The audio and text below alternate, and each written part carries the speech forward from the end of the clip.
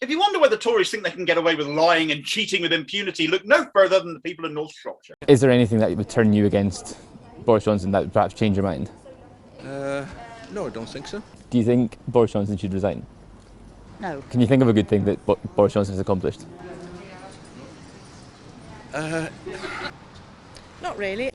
By-election news will be big next week, but meanwhile the Tory partying scandal continues apace. A few days ago I mentioned 4 parties, but since then that has now doubled, with not just Boris Johnson on the ropes today, but his much-touted potential successor Rishi Sunak now as well, as a drinks party for Treasury officials during lockdown has emerged too. And whilst we're on the subject of Sunak, that Omicron variant dominating the news as a likely consequence of denying vaccines to poorer, chiefly African nations? Guess who apparently has shares in Moderna and is getting rich off that? That'll keep for another rant, though. 8 parties and still no investigation from the Met. Cressida Dick must be wearing industrial strength earplugs right now to keep up the pretense of a lack of evidence. It's become such a farce now that the Good Law Project are now looking into taking legal action against the Met. It's quite something when lawyers have to take the police to court to get them to do their job. There's apparently one being done by Simon Case of the Cabinet Office, but he might have been at one of them.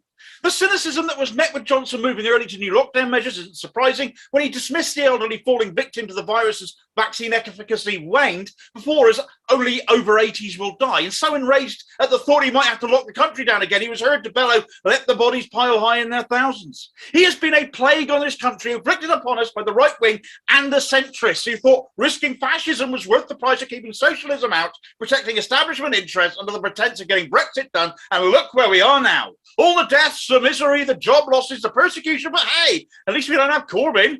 Whilst the Tories were partying, he was wrapping up gifts for underprivileged kids. Thank God we never let such a monster near the reins of power.